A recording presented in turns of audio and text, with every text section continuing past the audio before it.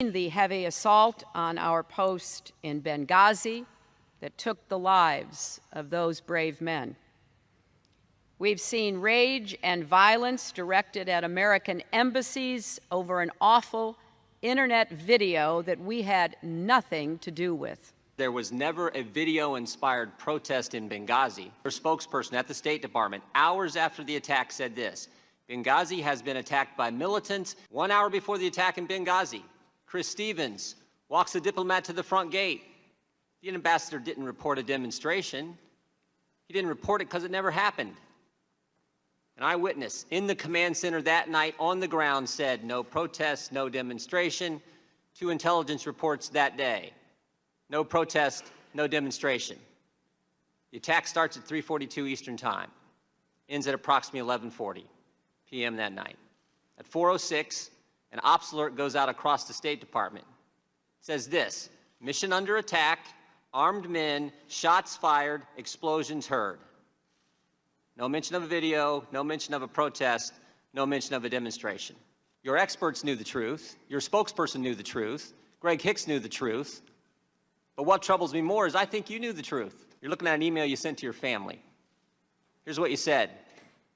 At 11 o'clock that night, approximately 1 hour after you told the American people it was a video, you say to your family, 2 officers were killed today in Benghazi by an al-Qaeda-like group.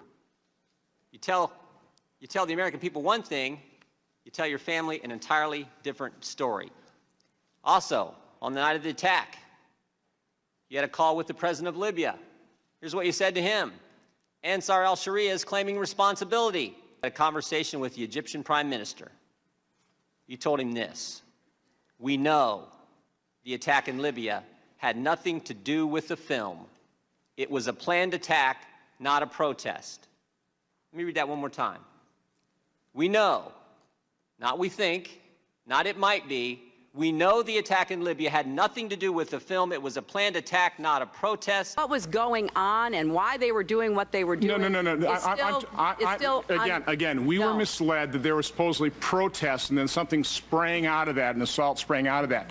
And that was easily ascertained that was not the fact. And the American people could have known that within days, and they didn't know that. With all due respect, the fact is we had 4 dead Americans. What difference at this point does it make? 3 years ago, Hillary promised that when I went to the casket ceremony in Washington, she promised she would get back to me and tell me what happened. She has not called me. She has not contacted me. She has not given me any information except to tell me that I am not a member of the immediate family and I do not need to know. They told you that? Yes, they did, several times, over and over. She's lying. She's absolutely lying. She told me something entirely different at the casket ceremony. She said it was the cause of the video and that she would get back to me and tell me what happened with my son. I saw on TV the bloody fingerprints on the walls over there. I asked specifically, are those my son's fingerprints crawling down the wall, the bloody fingerprints?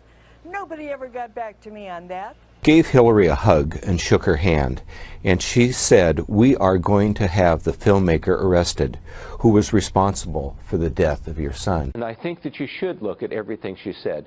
She made this statement not only to me, but to other family members. Also, a half hour after this happened, when they had the casket ceremony, she also lied to the American public because she said, and these are her words as best as I can recall, rage was directed at American embassies as a result of that awful video that we were not responsible for. We've seen rage and violence directed at American embassies over an awful internet video that we had nothing to do with. She stood in front of my son's casket and blamed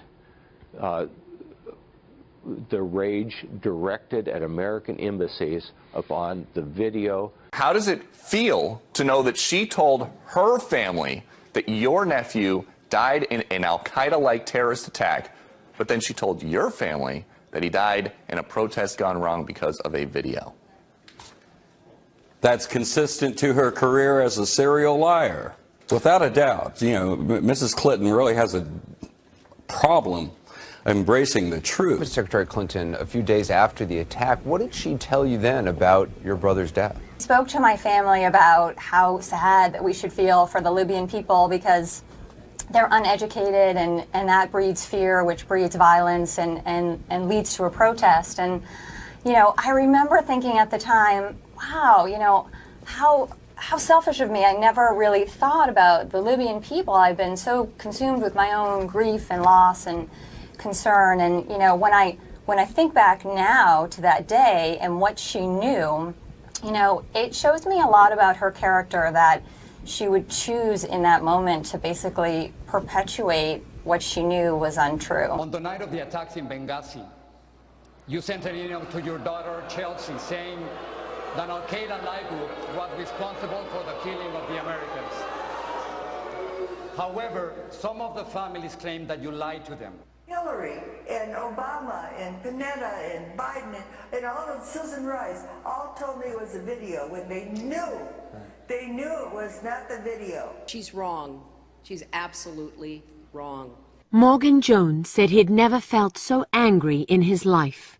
Only hours earlier, Ambassador Chris Stevens had sought him out, concerned about the security at the U.S. Special Mission compound, where Morgan was in charge of the Libyan Guard Force. Now the ambassador was dead, and the U.S. compound was engulfed in flames and overrun by dozens of heavily armed fighters. We do not have any indication at this point of premeditation or pre-planned attacks. But it is contrary to the White House's public statements, which were still being made a full week later. It's now well established that the Americans were attacked by Al-Qaeda in a well-planned assault. On his first drive through Benghazi, he noticed the black flags of Al-Qaeda flying openly in the streets, and he grew concerned about the guard force as soon as he pulled up to the U.S. compound. Which brings us to Benghazi, an event that has been used to question her leadership ability and could affect her prospects for the presidency. Put yourself in the place of the American ambassador on the night of September 11th, 2012. Chris Stevens is in a small outpost in the northeastern city of Libya, Benghazi. He's heading off to bed when suddenly, look at this video, coming toward him, dozens of men armed with automatic rifles and rocket-propelled grenades. Stevens and his aide make their way into a fortified room, locking the steel doors. As he and his aide hide in the fortified room, attackers throw diesel fuel on the building, setting it aflame. Stevens and Sean Smith suffocate in the smoke. 2 former Navy SEALs also die that night at a CIA annex nearby, taken down by mortar bombs. But this is the central question asked by her critics. Did she do everything she could or should have done to make that outpost safe on the anniversary of 9/11? His last words in his diary, Chris Stevens, never-ending security threats. Right. But were there security threats? Yes. And there's a long list of countries where there are security threats to American interests. But these were the highest, among the highest. No, well, it would be in the top 25. It was not. Not in the top 5, top 10? Maybe in the top upper 10. The situation in Benghazi was deteriorating fast. A cable in August, a month before the attack, warns about vulnerability. There had been 2 bomb attacks on the mission in the last 6 months. The Red Cross had pulled out of Benghazi. The British had left too. You know, the criticism is it was a glaring, flashing red crisis there. The British were pulling out. There had already been attacks. There were cables being sent. Did you miss it? Did you miss the moment to prevent this from happening? No. Is there anything you personally should have been doing to make it safer in Benghazi? Well, what I did was give very direct instructions. You can hear the distress calls. You can hear the radio calls of the State Department personnel saying, we're going to die, we're going to die, we're going to die. Yeah. The CIA station chief, where you were at the time, told you repeatedly, stand down. Use the words, stand down. Is that how you remember it? Yeah, I mean, It was him. It was the chief of base, the deputy chief, and our team leader. They were sitting on the front porch, and when he told me to stand down. This is the ARB. The mission was far short of standards. Weak perimeter, incomplete fence, video surveillance needed repair. Right. They have said it's a systemic failure. We know your son was asking for security before. Begging.